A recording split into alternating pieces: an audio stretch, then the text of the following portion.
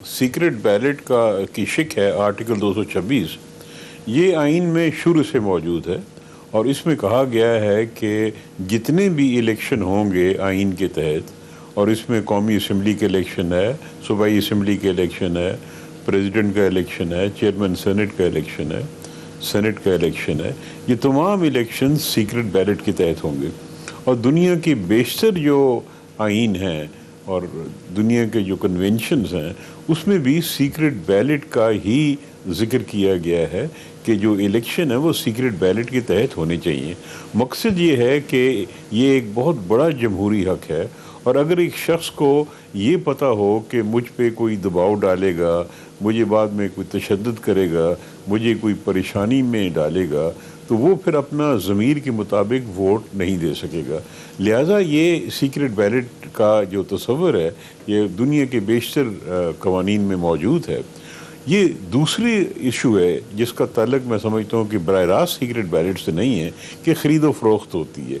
ख़रीदो फ़रोख्त करना एक जुर्म है, और इसको हमें ज़रा डिस्टिंक्शन करनी पड़ेगी कि एक शख्स वोट देता है अपनी ज़मीर के मुताबिक। वो कहता है जी मुझे ये कैंडिडेट पसंद नहीं है, मैं इसको वोट नहीं दूंगा, मुझे दूसरा कैंडिडेट पसंद है, या मुझे इसकी पॉलिसी ज़्यादा बेहतर लगती हैं। इसके बरक्स दूसरी चीज़ ये है कि पैसे लेके वोट करना, ये रिश्वत के ज़ुमरे में आता है, ये जुर्म है। और अगर किसी के ख़िलाफ़ ये चीज़ साबित हो जाए तो उसके ख़िलाफ़ पाकिस्तान के आइन के मुताबिक, कानून की किताब के सज़ा भी हो सकती है, मुकदमा भी चल सकता है। हाल ही में हमने अमेरिका में देखा है, जो कि एक बहुत बड़ा मुल्क है, बहुत बड़ी जमहूरियत है, कि वहाँ पे जब ट्रंप के ख़िलाफ़ इम्पीचमेंट की कार्रवाई चल रही थी तो उनके जो हाउस ऑफ रिप्रेजेंटेटिव्स है वहाँ पे भी रिपब्लिकन ने उसके ख़िलाफ़ वोट दिया, और सेनेट में भी उन्होंने उसके ख़िलाफ़ वोट दिया। तो ये ख़िलाफ़ वोट देना बज़ात ख़ुद इसकी कोई दलील नहीं होती कि कोई रिश्वतखोरी हुई है या कोई जुर्म हुआ है। तो लिहाजा इसकी हमें एक तफरीक करनी पड़ेगी कि सीक्रेट बैलेट की अहमियत, सीक्रेट बैलेट क्यों रखा गया, उसकी क्या वजह थी, उसके पीछे एक बड़ा फ़लसफ़ा है, और आज से नहीं है, कई बहुत पुराने अरसों से है, बड़े अरसे से चला आ रहा है। अच्छा, दूसरा आपने जिक्र किया है ये जो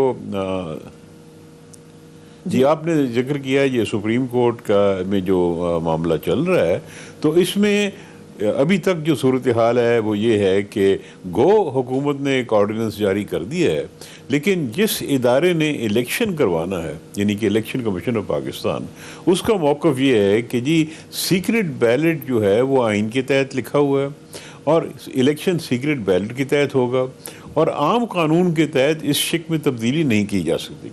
लिहाजा इलेक्शन कमीशन इस वक्त अपने जो उन्होंने बयानात दिए हैं उसके मुताबिक वो पाबंद है कि सीक्रेट बैलेट के तहत वो इलेक्शन करवाए। अगर कोई सुप्रीम कोर्ट का फैसला आ जाता है इलेक्शन से पहले कि नहीं ये सीक्रेट बैलेट नहीं होगा, ओपन बैलेट होगा, तो फिर सुप्रीम कोर्ट का फैसला है वो हतमी होगा, और फिर उसको ओपन बैलेट के तहत कराना पड़ेगा। लेकिन वक्त बड़ा थोड़ा रह गया है, अगर कोई फैसला आना है तो मेरा ख्याल में या कल या पीर तक आ जाना चाहिए। और वो रिजर्व भी किया हुआ किसी वक्त भी आ सकता है, और अब उसका वेट कर रहे हैं। लेकिन अगर देखें सुप्रीम कोर्ट भी आइन के तशरीह कर सकती है, आइन के ख़िलाफ़ तो नहीं जा सकती ना। और इस पर एक उनका ये आर्गूमेंट था जो कि था कि जी सीक्रेसी कब तक होनी चाहिए, क्या परपेचुअल होनी चाहिए या किसी ख़ास मुद्दत के लिए होनी चाहिए, बाद में ट्रेसेबल भी हो जाए।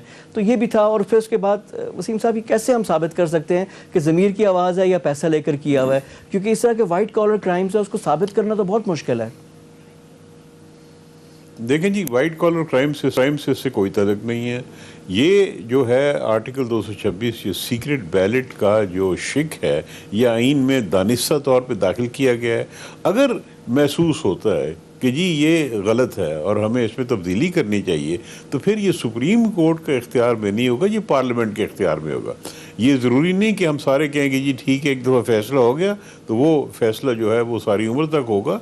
पार्लियामेंट मजाज है, और पार्लियामेंट की मुख्तलिफ पार्टीज़ जो हैं उनका इख्तियार है कि वो बैठ के आइन में अगर समझें तो तरमीम करें। दूसरा सवाल आपने ये उठाया था कि सीक्रेट बैलेट कोई मुद्दत के लिए होता है, ये हमेशा के लिए होता है। अगर 2 साल बाद, 6 महीने बाद जो पावरफुल लोग हैं وہ سمجھیں کہ جس شخص نے اس نے ہمارے خلاف ووٹ دیا تھا تو اس کی تو شامت آ جائے گی. اور اگر یہ سیکرٹ بیلٹ ختم ہوتا ہے سینٹ میں تو پھر نیکسٹ ڈیمانڈ ہوگا کہ جی قومی اسمبلی میں بھی ختم کیا جائے. تو وہ جو غریب لوگ ہوتے ہیں ان پہ بھی پھر یہ دباؤ آئے گا. تو یہ ایک فلسفہ ہے, ایک وجہ ہے, ایک اصول ہے جس کی وجہ سے یہ کیا جاتا ہے. اور جب سے پاکستان کا سینٹ بنا ہے تب سے یہ سیکرٹ بیلٹ چلا آ رہا ہے. اچھا وسیم صاحب, اس پہ جو آپ کہہ رہے ہیں نا پریشر, وہ تو پارٹی لیڈر کی جانب سے ہوگا نا, کیونکہ سینٹ کا جو ٹکٹ ہے پروپورشنل ریپرزنٹیشن ہے, جتنے آپ کے ایم پی ایز ہیں اتنے ہی آپ کریں, آپ کی پارلیمنٹ میں ریپرزنٹیشن نہیں ہے اور پھر آپ لے لیتے ہیں ووٹ. تو یہ بھی تو غلط ہوتا ہے نا کہ اگر تحریک انصاف کے پاس ایک certain number of M P As ہیں, اس کی جماعت کے لیڈر نے سینیٹر نامزد کیے ہیں, ان میں سے کوئی نہ بنے اور کوئی باہر سے آ کر بن جائے, اس پہ بھی سوال ہے. یہی ہے پیپلز پارٹی, یہی ہے پی ایم ایل این. تو جو لوگ ووٹ لے کر آئے ہیں, ایم پی ایز ہیں, تو اپنی جماعت کے لیڈر اور اپنی جماعت کو اگر ووٹ نہیں کرتے تو اس پہ بھی سوال اٹھتے ہیں. دیکھیں جی, جس سے میں نے عرض کیا ہے نا کہ یہ حق جو ہے آئین اس ووٹر کو دیتا ہے کہ وہ جہاں ووٹ کرے. لیکن اگر محسوس کیا جاتا ہے کہ یہ تبدیلی آنی چاہیے, لیٹس سے کہ جی ہم اس نتیجے پہ پہنچتے ہیں کہ نہیں جی کچھ تبدیلی آنی چاہیے, اس میں بڑی گڑبڑ ہو رہی ہے, تو پھر یہ حق پارلیمنٹ کا ہے. پارلیمنٹ کو بیٹھ کے اکٹھے ہو کے سوچ کے اس پہ فیصلہ کرنا ہے, اور کوئی طریقہ نہیں ہے. اور اگر ہم پارلیمنٹ کو نظر انداز کر کے کوئی کام کریں گے تو اس سے پارلیمنٹ کی وقت, اس کا وقار, اس کی اہمیت ختم ہو جائے گی, جو کہ جمہوری ملک میں نہیں ہونا چاہیے. آئین جو ہے ہمارا وہ سب سے اعلیٰ ایک دستاویز ہے, اس کے مطابق ہمیں چلنا چاہیے. اس وقت 226 کے تحت سیکرٹ بیلٹ ہے, اس کو چھیڑ کرنا ہے, تبدیل کرنا ہے, تو پھر آئین میں ترمیم کے تحت ہو سکتا ہے وہ کریں. لیکن جس طرح آپ نے کہا نا وقار, اور اس طرح اسمبلیوں کا بھی جو ہے, جو آج سندھ اسمبلی میں جو مناظر نظر آئے ہیں وہ بھی کوئی اتنے اچھے نہیں تھے. جس طرح کی لڑائیاں, اور اب ہاتھا پائی کی نوبت آ رہی ہے کہ لوگ اگر بیچ پہ نہ آئیں تو یہی قومی اسمبلی میں سین نظر آتے ہیں. جب بھی اپوزیشن احتجاج کرتی ہے, اسپیکر کے ڈائز کا گھیراؤ ہو جاتا ہے. سر یہ کہاں, یہ عدم برداشت ہمیں کہاں پہ لے کر آ گئی ہے؟ دیکھیں جی, یہ چیزیں غلط ہیں. یہ ہاتھا پائی وغیرہ تو جمہوریت میں نہیں ہوتی, برداشت ہونی چاہیے. ہمیں کلچر ڈیولپ کرنا چاہیے. ایک جمہوری کلچر ابھی ڈیولپ نہیں ہوا اور آہستہ آہستہ ہوگا. اور یہ عدم برداشت صرف پارلیمنٹ کے اندر ہی نہیں ہے, ہمیں بھی نظر آ رہی ہے. تو یہ ایک میرا خیال میں وقت لگے گا, لیکن سب طبقوں کو, سیاسی پارٹی کو, مذہبی جماعتوں کو, پورے معاشرے کو, سول سوسائٹی کو, جو میڈیا ہے اس کو یہ برداشت کا جو عنصر ہے اس کی اہمیت کو اجاگر بھی کرنا چاہیے, سمجھنا چاہیے. ہمارا مذہب بھی اسی کی تلقین کرتا ہے کہ جی یہ برداشت جو ہے اس کو ہمیں ہمارے کلچر میں ہونا چاہیے. اس کے بغیر نہ جمہوریت چلے گی, نہ معاشرہ چلے گا. ہر طرف پھر ہمیں مصیبتوں کا سامنا کرنا پڑے گا. اور وسیم صاحب یہی چیز ہے کہ جو لوگ ہم دیکھتے ہیں جتھے آ جاتے ہیں, کراؤڈ آ جاتا ہے, موب آ جاتا ہے, جائز ڈیمانڈ بھی ہوں تو روڈ بلاک کرنا, دھرنا دینا, اب یہ چیز تو آ گئی ہے. اور اس کے بعد مطالبات پورے بھی ہوتے ہیں. تو کیا اس پہ بھی قانون سازی کرنی پڑے گی کہ یہ نہ ہو, اس کے خلاف بھی کوئی ایکشن ہو؟ دیکھیں جی, بات یہ ہے کہ اصول تو بڑے واضح ہیں کہ ایک پروٹیسٹ, پیسفل پروٹیسٹ کا حق آئین نے دیا ہوا ہے, لیکن تشدد کا حق نہیں دیا ہوا. اور میرے خیال میں یہ جو اس قسم کے جو واقعات ہوتے ہیں وہ ہو رہے ہیں, لیکن جو اصول تو بڑے واضح ہیں نا, تو ہمیں اس کی طرف کوشش کرنی چاہیے. یہ تو ایک پریکٹیکل لائف میں ہمیں نظر آ رہا ہے کہ جی دھرنے بھی ہوتے ہیں, پریشر بھی ہوتے ہیں, حکومتیں مجبور بھی ہو جاتی ہیں, لیکن یہ بھی ہمیں سمجھنا چاہیے کہ غلط ہے. یہ جمہوریت کے بھی خلاف ہے, آئین کے بھی خلاف ہے, معاشرے کے بھی خلاف ہے, اور پاکستان کی سالمیت کے خلاف ہے. ہمیں پروٹیسٹ کرنا چاہیے, کوئی چیز ہمیں پسند نہیں تو اس کا اظہار کرنا چاہیے, لیکن پھر قانون اور آئین کے مطابق جو ہمارے ادارے ہیں ان کو کام کرنے کی اجازت دی جائے, عدالتوں کو کام کرنے کی اجازت دی جائے, پارلیمنٹ کو اجازت دی جائے, الیکشن کمیشن کو اجازت دی جائے. میرے خیال میں یہ آہستہ آہستہ ہوگا. اس وقت یہ آپ صحیح کہہ رہے ہیں کہ اس قسم کے جو رجحانات ہیں جو کہ پاکستان کے لیے نقصان دہ ہیں. اچھا, آپ نے الیکشن کمیشن کا بھی ذکر کر دیا. ابھی حال ہی میں ایک فیصلہ آیا NA-75 ڈسکا کا جو بائی الیکشن تھا, اس کے حوالے سے ابھی دوبارہ سے ہوگا, اور اس میں جو نظیر پیش کی ہے وہ خوف کی ہے کہ خوف کی فضا تھی اور سارا. اب یہ تو ایک نیا پینڈورا باکس کھل جائے گا, اور پلس جو لوگ ذمہ دار تھے, جنہوں نے الیکشن کرانے تھے, جو بیوروکریسی تھی وہاں پہ جو غائب ہو گئی تھی, جو چیف الیکشن کمشنر نے بھی لکھا, ان کے خلاف کیا کارروائی ہو سکتی ہے؟ اور اس کے خلاف پاکستان تحریک انصاف اپیل پہ جا رہی ہے, تو اس پہ کوئی اپیل میں کوئی جان ہوگی؟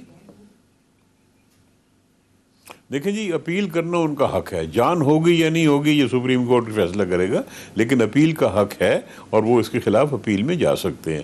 دوسری بات یہ ہے کہ کسی افسر کے خلاف کارروائی کرنا اگر ثابت ہو جائے، یعنی کارروائی کرنے سے پہلے ایک باقاعدہ انکوائری ہونا چاہیے، انویسٹیگیشن ہونی چاہیے، اگر ثابت ہو جائے کہ کسی شخص نے دانستہ طور پہ الیکٹرل پروسیس کو ڈسٹرب کرنے کی کوشش کی ہے یا رکھنے ڈالنے کی کوشش کی ہے، تو یقیناً یہ پاکستان کے قوانین کے تحت جرم بنتا ہے اور اس کی سزا ہوگی، تو آئندہ اس قسم کے جو واقعات ہیں اس کا سدباب ہو جائے گا۔